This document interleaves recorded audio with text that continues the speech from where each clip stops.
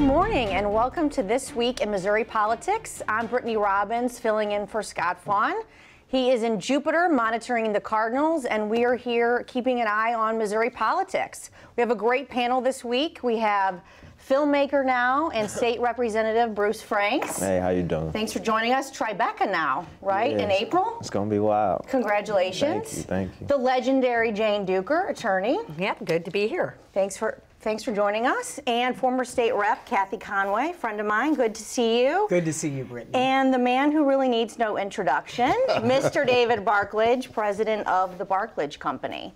So one of the hot issues before the legislature went to break was charter schools. Everyone was talking, does the speaker have the votes to get this done? You know, if the money follows the child and the overall objective of education stays the same, is it really that bad? What's all the hubbub about, Bruce? So what you got to look at is a lot of people always go to the city of St. Louis and St. Louis public schools and they try to make an example, right, with our school system.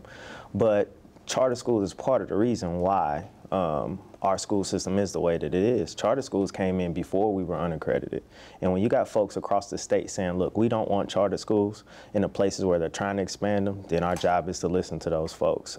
There's not a study, especially here, that shows that charter schools make this huge difference or any difference at all. And this is somebody that comes from a disenfranchised community that lived in the city through all of these, different schools.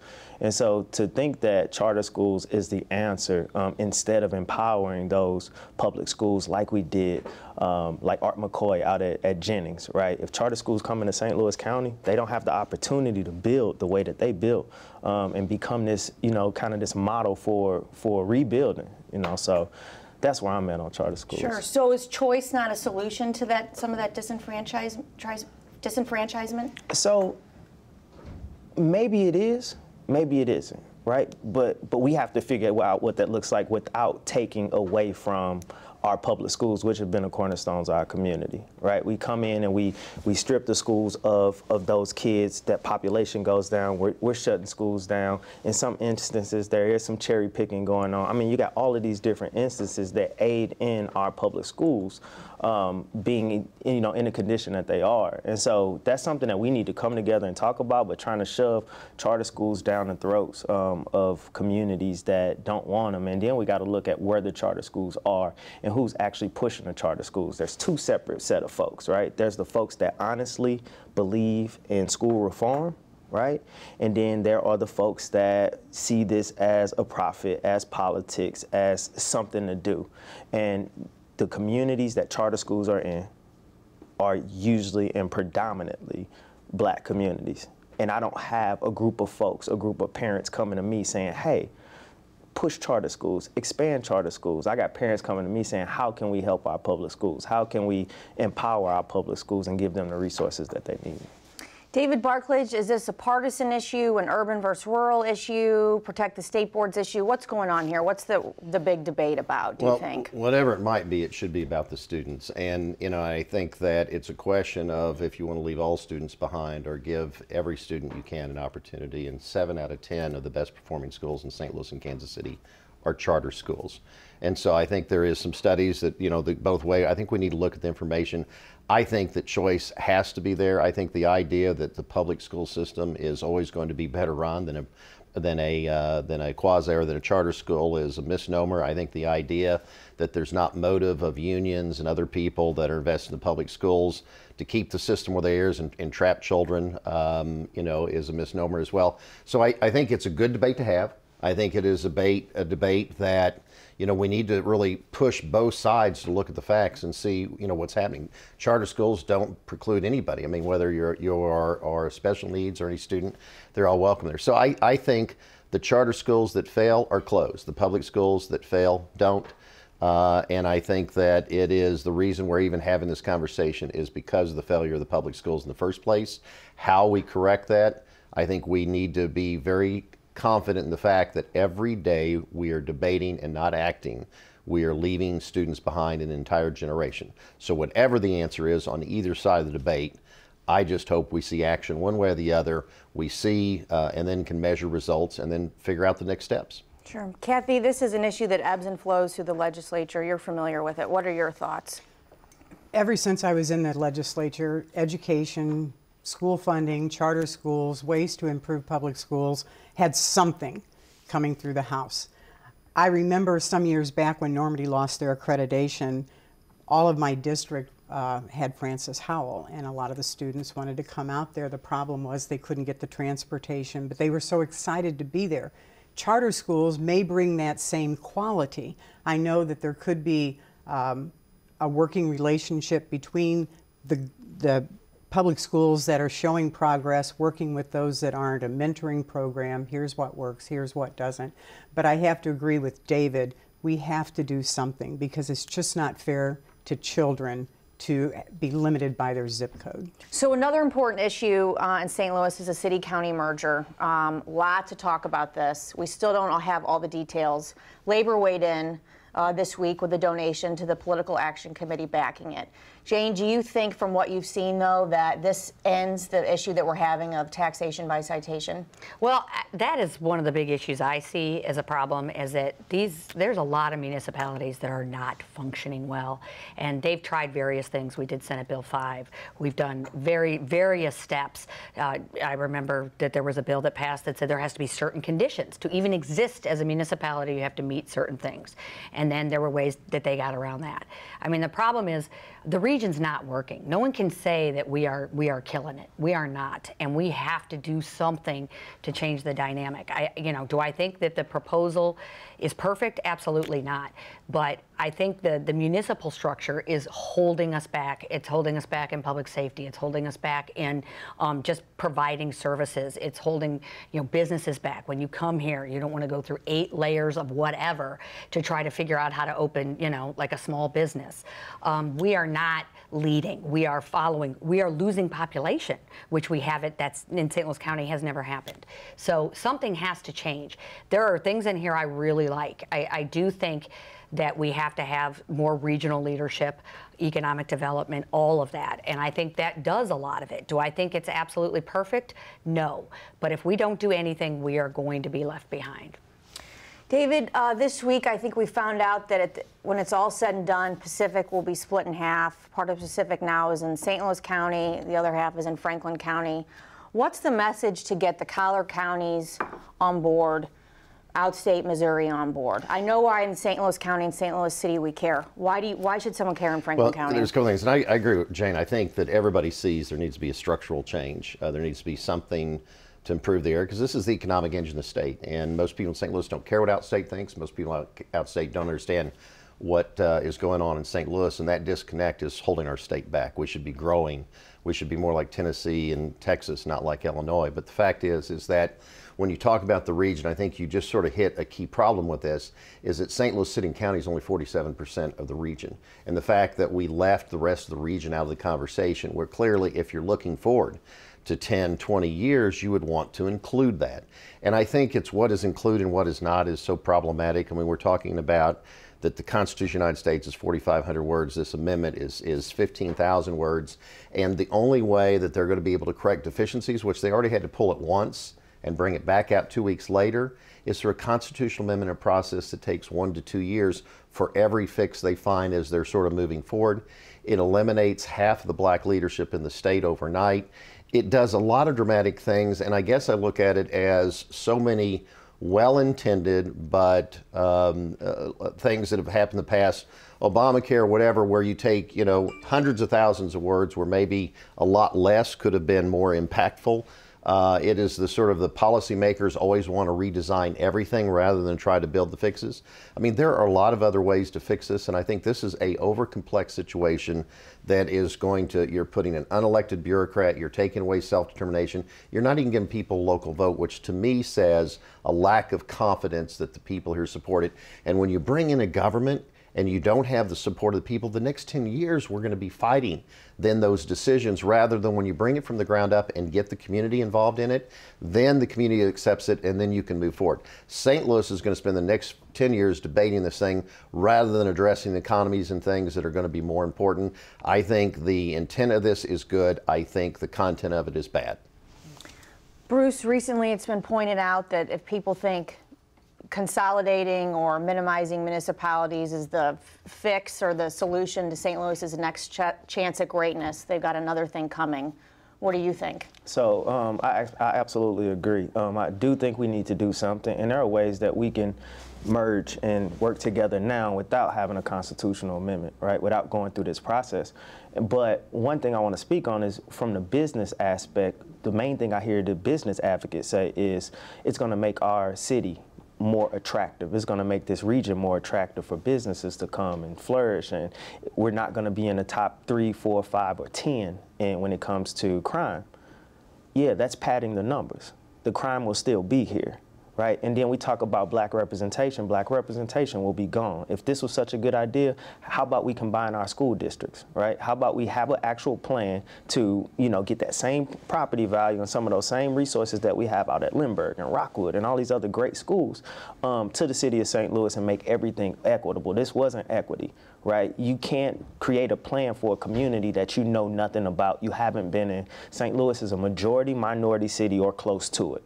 Right? Once you combine and you bring all these regions together, you bring St. Louis City, St. Louis County together, then what happens to that black leadership? What happens to that black representation? It's now gone. We have our own issues on the police department right now, right? We have some things that we need to fix right now before we talk about bringing things together. And we often say, hey, we want to be these other cities, and that's okay, but we can't keep trying to duplicate policies without duplicating the leadership and the ways they were implemented. Kathie, I know you have feelings on this. I'll give you the final thought on this topic. Well, I think that something totally needs to be done, but I don't think this plan is it. Basically, I just think St. Louis City really regrets the breakup they had about 150 years ago with the county. All right, when we come back, we'll discuss infrastructure and Title IX. We'll be right back after these messages.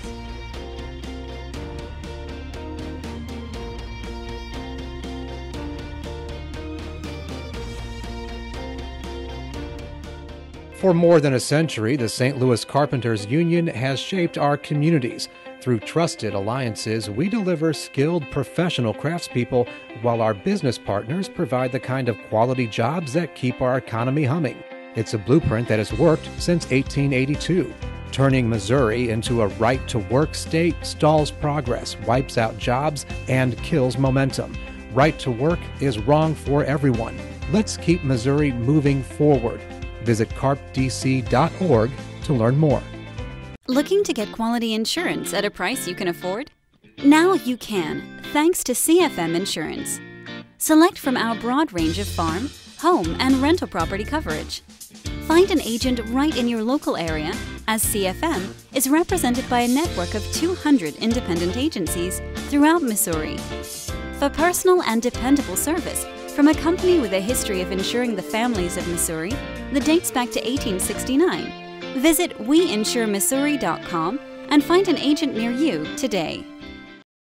All across Missouri, our new car and truck dealers are building strong local economies. When you buy a car or truck in Missouri, you're helping to support over 20,000 Missouri families who rely on the auto industry for good-paying local jobs. You're also helping fund our communities, schools, first responders, and our roads because dealers generate millions of dollars in tax revenue. Missouri's automobile dealers have been the foundation of our communities for generations and for generations to come. The Missouri Automobile Dealers Association, the heart of Missouri. At Ameren, Missouri, we know what light can do. It draws people together and chases monsters away. And if you shine it in the right direction, it will light the path for the next generation, showing them what their tomorrow could look like, and spotlighting the possibilities that lay in front of them. Investing in our community by lighting the way forward. That's energy at work. And welcome back. So we're moving on to the legislature and the executive branch. It seems like the adults are back in the room and we're not governing by Facebook Live anymore. The governor's flood response has been pretty spot on. Yeah, it was weird because I was in Bolivar, Missouri for the entire weekend and just doing the urban rural connect, you know. And so I actually got to spend time at the governor's house. And the day before, he was responding to the flood, you know, which happened, you know, at our border, and he was just telling me about showing up. And it was good to see somebody that's gonna show up boots on the ground. And even having conversations about when Katrina happened, how, you know, they just went down there to just help folks. And so having somebody in the executive branch up top, throw all the partisan politics stuff out the window. It's good to have good, sound people that just believe in people and that love the community in these spots so they can show up, right, in some of the most devastating things that happens, you know, around our state. So I kudos to the governor for just being a good person. David Barklage, you've known Governor Parson a long time. I'm sure you're not surprised by this. No, I mean, I think the sheriff's back in town. You've got a guy who uses his time for action, not for glamour shots and press releases. And I think we're seeing this again and again, even with Department of Revenue. You can look there where when the Department of Revenue director lost, I think, the faith of the legislature and some of the public, the governor acted. He didn't grandstand. And so I think you're seeing that and reorganization and flooding and just about everything. This guy's a doer. Jane, you've worked on the second floor. You know what it's like to declare these states of emergencies. What are your thoughts on his response? Well, there's a lot of work that goes into it, but I have to echo what David's saying and what Representative Franks is saying. I mean, he's just doing the job. He's not going and bringing pizza to SEMA and putting it on Facebook, and he's just doing the job, and he's doing it because he knows it's the right thing to do. And I think it reflects one thing that I've really liked is his outreach. Not everybody agrees with him. There's a lot of things I don't agree with Governor Parson on, but I always know that the door is going to be open. I mean, literally, I love that he opened the doors to the Capitol into his office when he's not there, and just being sort of like making it the people's house again, not locking doors, but opening doors. That's what the previous administration locked all the doors. He's opening all the doors. And I think even the people who disagree with him vehemently on issues say, but he is never afraid to hear an opposing opinion, which I really appreciate. I don't know why you have to be insecure. You can disagree with someone and hear them out. So, and I love the outreach. There isn't anywhere that he hasn't gone. He's not afraid to go to places where people may not necessarily agree with everything. You always like an honest broker, and I think it makes our state look good, even when we're disagreeing. So I appreciate that aspect of him. Sure.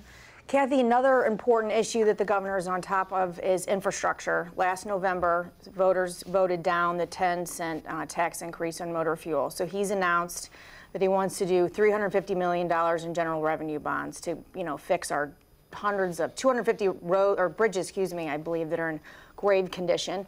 You took up issues like this in the legislature, I believe, with like Fulton State Hospital. What do you think of this? I think that since the Prop D did not pass, which I was very disappointed in, we do have to do something. The thing is, this year, we have the governor, the Senate, and the House all working together to try and find a solution. I like the governor's plan. I think that when you have a state that has a AAA bond rating and you have a tax-exempt bond, people are going to flock to do it. In my time in the legislature, I spent a lot of time going to conferences and different things. And it was always, every business wanted to come to a state that had ready workforce and good infrastructure.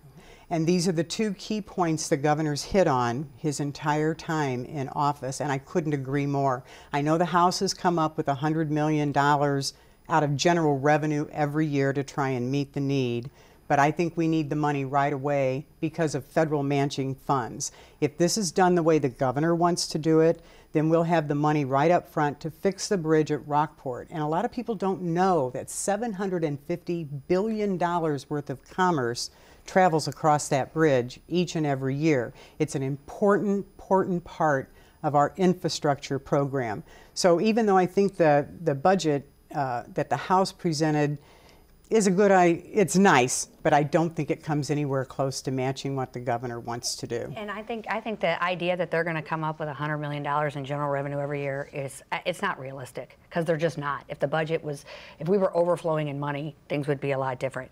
We rebuilt and built our higher education system on bonding. This is something, this goes back to Governor Bond, who did that. And we need an influx. A Republican. And I don't know why we've gotten to the point now where we have a AAA bond rating, we're getting matching funds from the feds. It's cheaper and better, and just from a business standpoint, fiscally responsible to bond. And, we should leverage the fact that we have good credit and we have a well-run state, and we should really make a play to make our infrastructure. We're not going to be able to piecemeal this. I know that everybody's response is, okay, we didn't win Prop D, so let's go smaller. No, we actually don't need to do that, I don't believe. And so I think bonding could actually turn the tide on our infrastructure. We have way too many bridges and unsafe roads. Something bad is going to happen. There's no way you can neglect the infrastructure. I've been working on infrastructure and trying to get money for the roads since I, got into politics 25 years ago. We are still kicking the can. Now the can is much more expensive. And so I agree, we have to do an upfront influx. Bonding is the only realistic way we can do that at a cheaper rate. If you want to find, think of, we're paying off the dome. That's $12 million. If we can, bond enough just to have that payment be paying off the bonds would get us a huge amount of revenue and a huge influx. And so I think we need to sort of get off the ideological opposition to bonding and start looking at this from a business perspective and leveraging our cash and our credit rating. David, they both hit on something. Infrastructure leads to e-commerce, agriculture, access to hospitals.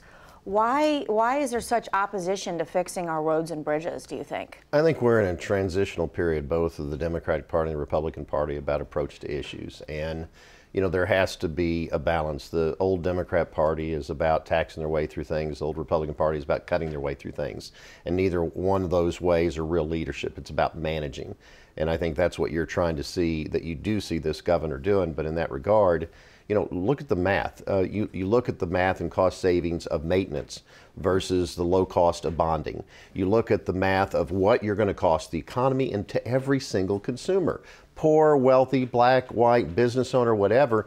The cost, as someone related a minute ago, of how much commerce is going to cross that bridge and go across that highway. And then the worst scenario, at what point when we have an accident that we could have avoided, when someone's child dies and the blood's on someone's hand and everybody looks at, oh, well, we just couldn't come up with an answer. That's not acceptable. I think you're seeing a greater demand because of the visibility provided by the news networks, by the internet, everything else on governing. And you're in a transition of leaders trying to figure out, oh my God, we're being watched all the time. We actually have to start doing things. And you have a lot of people still elected that were elected that don't really have the capacity to lead. So we're in a transition of politics, which hopefully the level of scrutiny on people is going to force people to lead and actually act on things like this. I believe the Speaker and Budget Chair have said they're against this. Is that what it's going to take? Is something catastrophic happening, or do you think there's a chance that the legislature acts on this? So I would hope that it doesn't take something of that nature to happen. And I have a really good relationship with both the Speaker and the Budget Chair, as well as the Governor. So my only hopes is that they can come together and figure it out. Before I came in, I didn't know much about infrastructure. I didn't know how important it was to our state. And now, just going through a lot of the things that we're going through and learning more and more, and shouts out to our budget, guru, Kip Kendrick, who is keeping us abreast on everything. I think we got the opportunity for them to come together and figure something out, because we don't need something catastrophic to happen in order to push us into action. Sure. So another big topic in the last 2 weeks before break is Title IX, the Title IX due process compromise, House Bill 573, I believe. Jane, can you tell us a little bit about what's in that? Well, it basically, in 2011 all the way through 2013, the U.S. Department of Education basically came down and said we have got to get a grip on sexual assault on campus, which I think is an appropriate response. And there is a problem. There always will be a problem, and that has to constantly be monitored and taken care of. And so I think that there was guidance brought down. There was never rule of law. There was never a statute passed. There was never even a regulation passed. It was guidance that said this is how we're going to start handling sexual assault. Well, I think what you're finding is over these years, since 2013, there's been 390 lawsuits filed from people who've been accused of sexual misconduct on campus, challenging and really going after the due process procedures that are used by universities to resolve these issues. So, and so there's a problem. And I think we're actually getting to the point now in the debate where people realize that there is a problem. Nobody wants to diminish victims, and we can't. And I don't think that anything in this bill, I don't think that showing, the evidence to the accused, what evidence there is, diminishes the victim.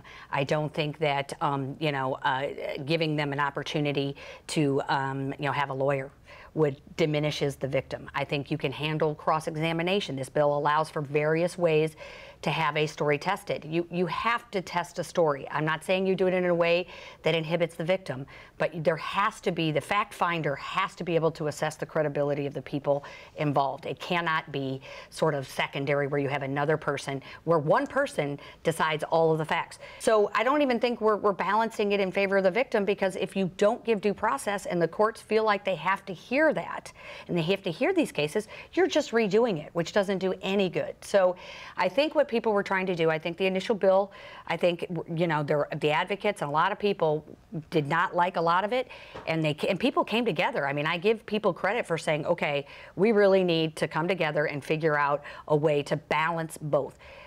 Title IX says no discrimination against anybody. That's what's in the law, and the law says everybody. So the schools are going to have to buck up, and they're going to have to put on their big girl pants, and they're going to have to do this right the first time. And I think they've been relying on the feds to tell them what to do rather than using common sense and saying, we have got to protect both, and we can. They're not mutually exclusive. I have to point out one painful thing. Jane's right, completely. Okay, we'll leave it there. The world is shaking. And we'll transition to Who Won the Week, or shout-outs of the week. We'll start with you, David Barklage. I think the citizens of Missouri, because they've got a real leader in the governor's mansion. Mike Parson is a leader. He's not an actor. He is doing. He's not talking. And I think that is great change. Representative? Former Representative Gloria Brown, who was a friend and colleague of mine. Gloria passed away almost exactly 1 year ago.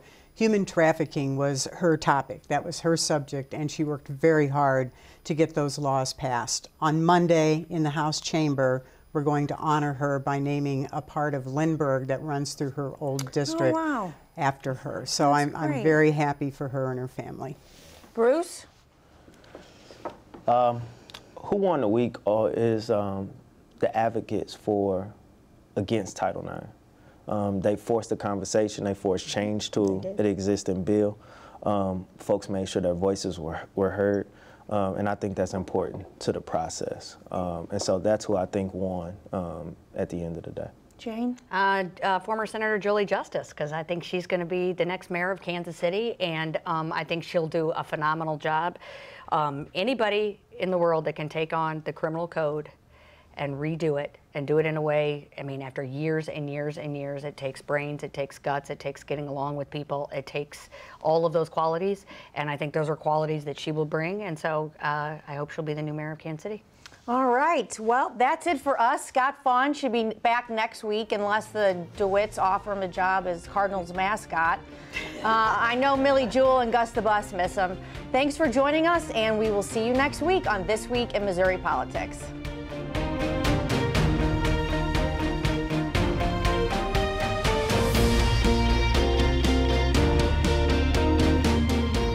This Week in Missouri Politics, sponsored by the Missouri Association of Career Fire Protection Districts, Spire, and Sterling Bank.